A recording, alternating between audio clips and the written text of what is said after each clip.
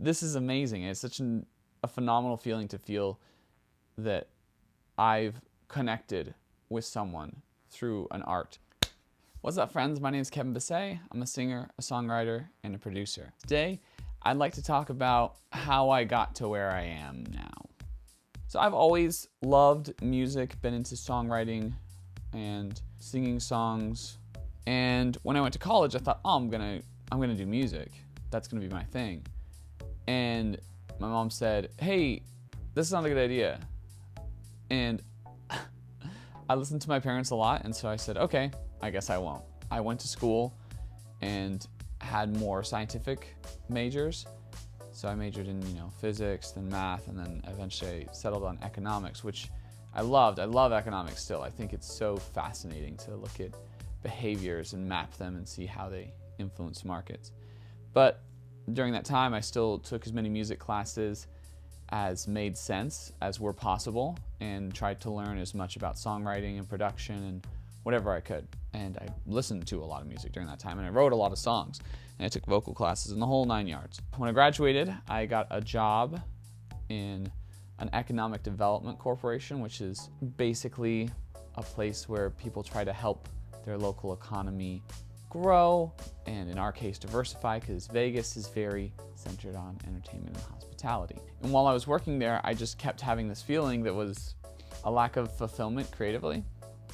And I felt that I couldn't be satisfied creatively until I did something new.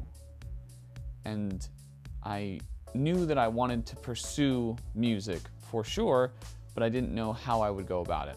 So I started praying a lot.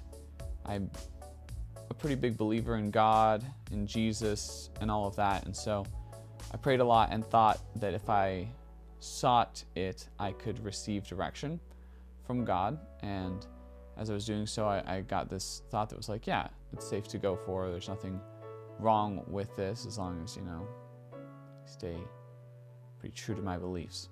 I talked with my brother as well, who was and is a financial advisor, about how I would do this and how much money I would need.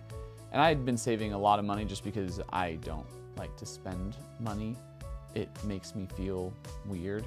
I have a very hard time spending money, and I'm not super attached to materialistic things. And so I'd saved up a pretty penny, and we talked about budgets, and we kind of mapped it out and figured out how much time I could have if I made zero money doing music. Eventually, I quit my job and just started pursuing it. I had plenty of backup, and I had a good line of gigs laid out for me. And so I started getting into it. I started recording music. I'd already released one album before then, and I kept at it. I kept learning. I got into GarageBand and then eventually Logic, learned recording techniques online, and talked with friends who were also producers and learned from them, and just kept at it and kept trying to make great stuff. I found quickly that one of the biggest challenges with music is the marketing aspect. I feel like I've gotten to a point where I can make music that fulfills my vision. My latest album, Giovanni, was exactly what I've intended, and I've produced other rock albums for bands that fulfilled their expectations and that they liked, and especially my vocal production, I feel, has gotten to a really good place. But it's hard to get people to listen to it, and there are a lot of sites that try to help with that. So I was on SubmitHub, and I was submitting my music to people, and I found the strangest responses, which were I'd send it to a few different magazines or playlisters, and one would tell me, hey, your vocals are amazing. Like, you've killed it with your vocals on this song, the melodies, everything. The production just isn't up to snuff. I'd say, oh, okay, I just need to work on my production. And then for that same song, I would get other feedback that said, hey, your production was amazing. You killed it. I can tell you know exactly what you're doing. It's incredibly professional. Your vocals and melodies weren't up to snuff for me though. So I thought, oh, okay, well then this is not consistent. This is incredibly subjective. Then I looked at their reach and I thought, I wonder if I could get that same reach.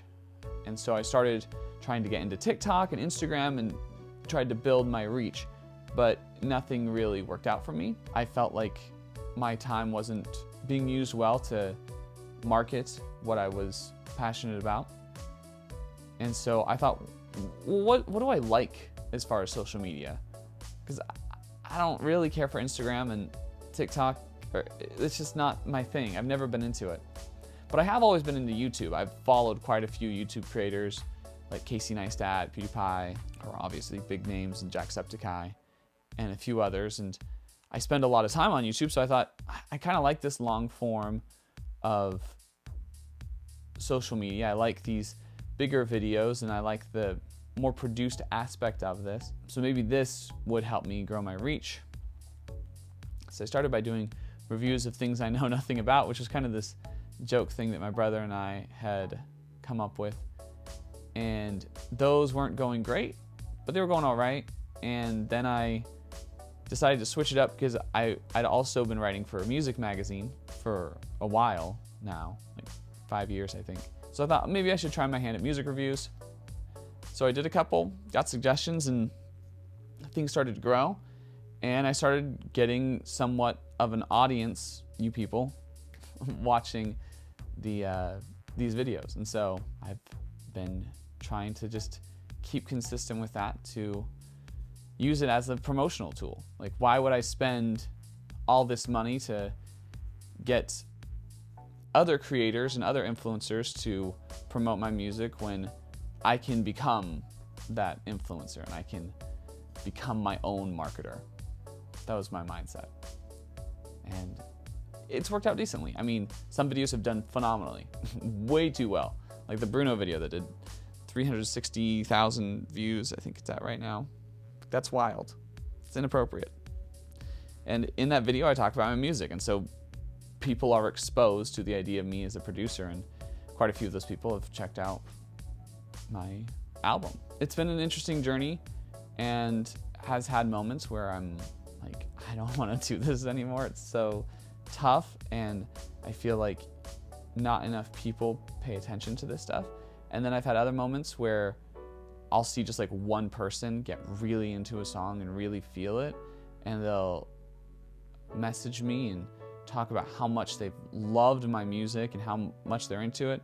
And I'm just like, oh, this is amazing. It's such a phenomenal feeling to feel that I've connected with someone through an art, that what I'm doing is considered a positive influence in their life. So I guess I'm just keeping on doing it. I think some of the biggest things that helped me to quit my job and to kind of get on this path and to stay on this path for as long as I have been having plenty of savings that I worked for and that I made possible, and then having just a phenomenal backup plan. If at any point I feel that I'm satisfied, I can go get a job in economics. I still have good contacts. I still have plenty of people who know that I'm talented at economics, and I can make good money doing it. It takes off this huge burden in terms of that. I've never felt like, oh, I'm not gonna be able to pay my bills at any point. I feel like I can get back into that industry if I needed to. But at the same time, I don't want to. I'd rather make something that makes other people happy, if at all possible, or makes them feel comforted in some way. So yeah, I don't know if you guys care about this at all, but that's me. That's what I've been up to. That's how I got to where I am now. And if any of you have desires to follow your dreams, I encourage it.